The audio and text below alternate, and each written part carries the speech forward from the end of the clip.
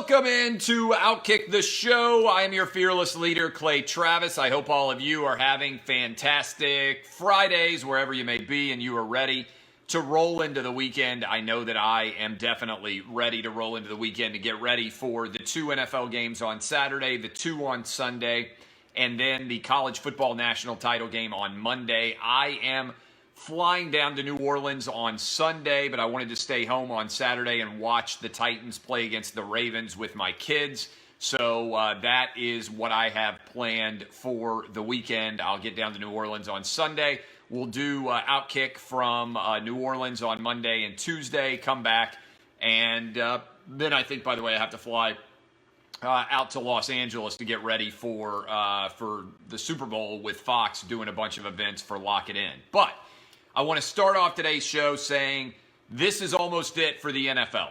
We've got 7 games left on the NFL season, and 4 of them are this weekend, 2 on Saturday, 2 on Sunday. I gave you my wild card weekend picks last weekend, and we went 4-2-1, solid weekend of picks.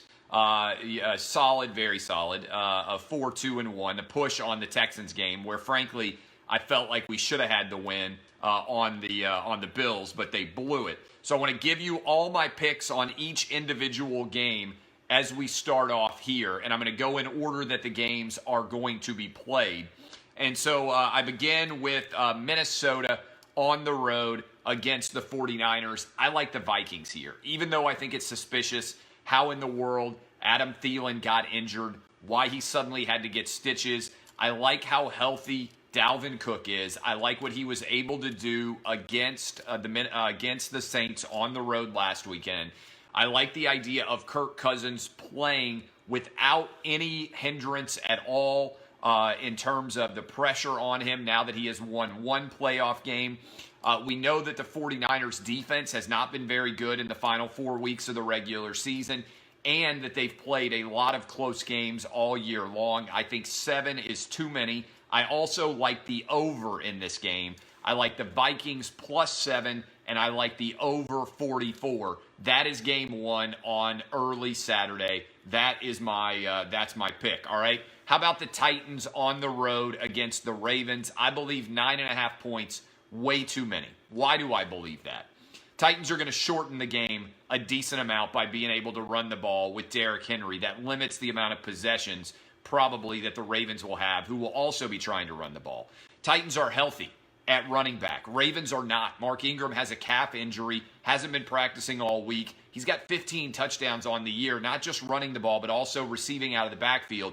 If he's not able to go, it means a lot for the read option and also for the Ravens offense overall. I don't like it at all, the idea that we have a situation where Mark Ingram is not healthy. I also think that having had 3 weeks off is way too much time to have off. There's almost no precedent for this when it comes to timing, when it comes to being in perfect working order. The Titans have been playing for the postseason for weeks at a time. The Ravens now taking off 3 weeks before they come back and play. That is not looking to be, I don't believe, very ideal. I also think that Ryan Tannehill, coming off of his first ever win in the playoffs, will play much looser. There's absolutely nothing to lose at all here for the Titans because everybody expects for them to get beaten. I think the Titans come out strong and cover the 9.5 easy. Not necessarily sure that they're going to find a way to win it. In fact, I like the Ravens to win this game if you just want to play one on the money line. But I like for the Titans to keep it close and to have a chance to win it in the fourth quarter. I like for A.J. Brown to make a couple of plays. And I think the Titans will have, behind Dean Pease, a decent game plan to at least try to slow down this Ravens offense, which I believe will be a little out of sorts for not having played together for 3 weeks. So, give me the Titans plus the 9.5 in this game. If you want to play the over-under, I also believe I like the over. I think there'll be some points scored in this game. Baltimore Ravens like to blitz a lot. I think the Titans will catch them a couple of times with big plays. And again, I think they'll lean on Derrick Henry otherwise. So I like the Titans plus the 9.5 here. On the Sunday games, I like, this is an interesting line. Right now, I'm using Fox Bet, by the way, to look at the latest numbers as I'm talking to you. The Texans are a 9-point underdog on the road against the Kansas City Chiefs. This is a little bit interesting because there's a great stat for you out there in the divisional round playoff games. This is interesting. Did you know that teams that have been outscored in the regular season, which the Texans have, and have reached the divisional round of the playoffs, they are 0-7 straight up, 1-6 against the spread. Let me repeat that. It's a great stat for you. The Texans have been outscored by their opponents this year. When teams have reached the divisional round of the playoffs, having been outscored by the teams they played against all season long, they are 0-7 straight up, 1-6 against the number. Makes me a little bit nervous, but I think 9 is just too many. We know the Texans went on the road in Week 6, and they beat the Chiefs outright. They ran the ball. They had a lot of success with them. Will Fuller, it sounds like, is going to be a game-time decision and going to be able to go. He makes a big difference for this Texans offense. I like the Chiefs to win. I like the over, but I like for the Texans to cover the 9 in this game. I like the Chiefs to win by around a touchdown. I like the Chiefs to win, but the Texans to cover. I also like the over in this game. Finally, I like the Seahawks to go on the road against the Green Bay Packers, pull off an actual upset. Seahawks are 8-1 on the road so far this year. Russell Wilson has been phenomenal on the road. I think that it is likely to have a great deal of success. That is the Seahawks offense going up against Green Bay, who's only 3-2 against playoff teams so far this year. I don't believe the Packers are that good. I like the Seahawks on the road plus the 4.5 and also to win this one outright. I also like the over. So those are all of my gambling picks. I gave you multiple picks on some of these games, a lot of different ones to hit starting on Saturday, moving all the way through Sunday. I'll give you my gambling picks on the college football playoff tomorrow. In the meantime, a couple of other things I want to hit. Josh McCown, who came in for the injured Carson Wentz. This news just came out earlier this afternoon. Did you guys see it? He played the entire second half with his hamstring torn off the bone. I want to repeat that for you so that you understand how ridiculously he was in shape. His hamstring was torn off of the bone of the game that he played in, the wild card game between the Eagles and the Seahawks. He kept playing because, and I think this is something that the NFL needs to consider, because Carson Wentz was out with a head injury, with a concussion. I think if you really look at it, the NFL needs to allow an emergency third quarterback, because what would have happened if Josh McCown had done what most humans would have done and said, I just can't go anymore? Would it have made sense to have to bring in a non-quarterback to play for the remainder of the game? I think you should have an emergency quarterback that you can designate as your third string in the event that both of your starting quarterbacks get hurt, so that you don't have to have a guy playing with a hamstring torn off the bone. Now, maybe he would have played regardless, but I think that would make sense if you have a situation where both injuries get hurt, with both quarterbacks get hurt, where you could have an emergency quarterback being able to come in. I think that would make a lot of sense. So Josh McCown, props to him. Supposedly the recovery time, he's 40 years old, by the way. Supposedly the recovery time is absolutely brutal to be able to bring him back. All right, Bill O'Brien. Did you guys see this video? We might be able to cut it and put it in for the short form for everybody out there who is watching. Bill O'Brien caught jogging off the field in the middle of a poor performance against the Denver Broncos, loses his mind and screams expletives back at a Houston Texans fan who is yelling that he sucks. I don't like Bill O'Brien as a coach. He looks like the kind of guy who stands on the sideline and screams at fans and looks to be perpetually unhappy with everything in life. To me, you can't behave like this if you're a head coach. And I don't think you should behave like that if you're a player. Baker Mayfield got ripped for yelling at a fan in Cincinnati and saying, why don't you come down here and say that to my face?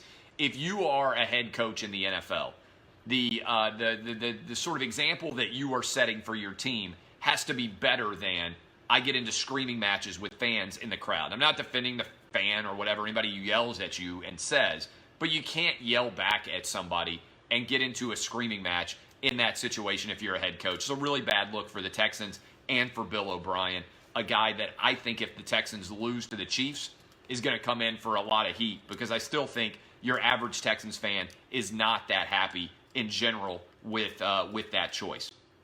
Finally, Kevin Durant and Kendrick Perkins got into a heated Twitter feud. Twitter fingers going crazy over who was the better player from Oklahoma City. And what is a little bit interesting about that is this continues what I would say is the NBA's descent into obsolescence. The NBA got beaten last night. This is pretty crazy, and I don't know how many people actually pay attention to this, but the NBA ratings down 26% in the last 2 years, all right? This is pretty wild, too. Last night, or Wednesday night, sorry, the most recent night that we have ratings, America's Top Dog on A&E and Alaskan Bush People on Discovery, as well as The Real Housewives of New Jersey, House Hunters, Homicide Hunter, and Property Bros Forever crushed the NBA's games of the night on ESPN. Let me repeat that. America's Top Dog, Alaskan Bush People, and The Real Housewives of New Jersey, House Hunters, Homicide Hunter, and Property Brothers Forever absolutely crushed the NBA on television. This is a bad look for the NBA, which continues to tank. And I believe, I've been making this argument for a while, the NBA has made an awful decision to try to make social media happy. And what they haven't recognized is social media represents a pinprick of their audience, and it ain't the real audience. It's seductive to believe that it is, but it isn't. This Kevin Durant and Kendrick Perkins feud is evidence of things that play well on social media, but don't play well elsewhere. And so, as a result, Kevin Durant's entitled to say whatever he wants. Kendrick Perkins is entitled to say whatever he wants. It's a win to me for Kendrick Perkins because he's not in the league anymore, and one of the best players in the league is reacting to his opinion. But this is indicative of the off-the-field, outside of the court, not really related to basketball drama that plays well on social media that doesn't actually help the NBA's overall brand. And so I think you have to be very careful to recognize that woke Twitter is not real life. I think ESPN fell into this trap for a long time. I think the NFL fell into this trap for a long time. And I think the reality is it is in no way remotely close to representative in the grand scheme of things. Now, there's only one job that's still open right now. I'm checking to see whether or not there's any official aspect associated with the Cleveland Browns. And the most recent number that I have seen says that, this is Ian Rappaport, says the Browns have not made a decision despite Josh McDaniels and his wife being in the building.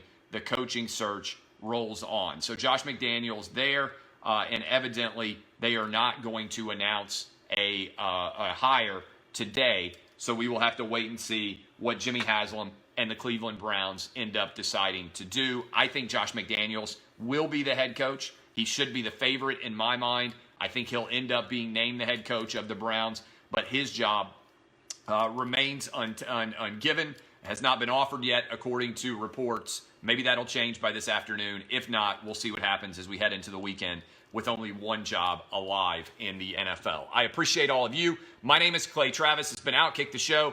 DBAP unless you need to SBAP.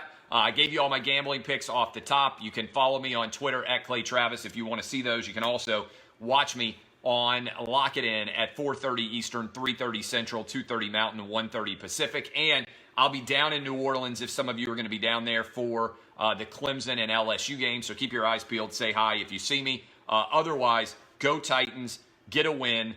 Biggest win in 17 years if you could do it. Should be a fun game on Saturday night. DBAP, unless you need to SBAP. Kisses to everybody. See y'all.